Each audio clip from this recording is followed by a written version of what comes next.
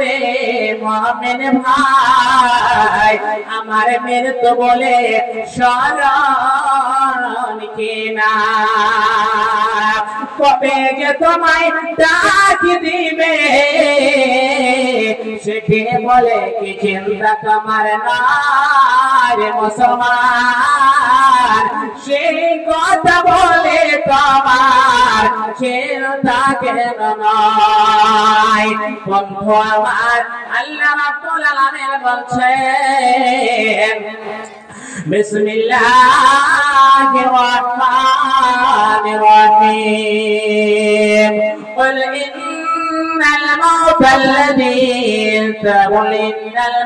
আল্লাযী তাফিররুনা মিনহু ফাইন্নাহু মুলাকীকুম সুম্মা তুরাদ্দুনা ইলা আলিমিল গায়বি ওয়াশ-শাহাদা فينبئكم بما كنتم تعملون।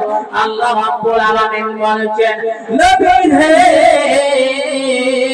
তুমি বলে দাও, কি বলে দাও, কুল ইন্নাল মাউতা আল্লাযী তাফিররুনা মিনহু ফাইন্নাহু মুলাকীকুম সুম্মা তুরাদ্দুন, তোমার সঙ্গে মালাকুল মউত সাক্ষাৎ করবে।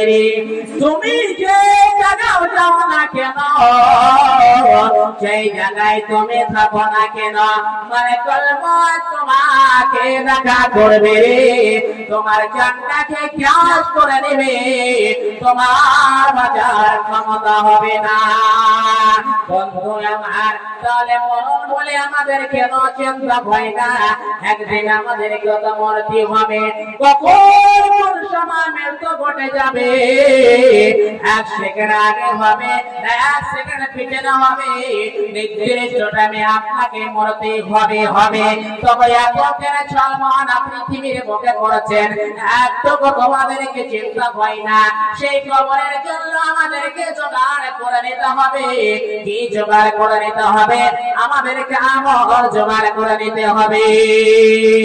নারে তাকবীর! আওয়াজই নেই। আল্লাহ তাকবীর শুনে আমাদের আওয়াজই হচ্ছে না। শ্রোতাবৃন্দ, আমরা বলছি আমরা মুসলমান, কোন মুসলমান? তো আল্লাহ হাদিস মুসলমান, আমরা খাঁটি মুসলমান, এক নম্বর মুসলমান। পরিচয়টা তো আমাদেরকে দিতে হবে।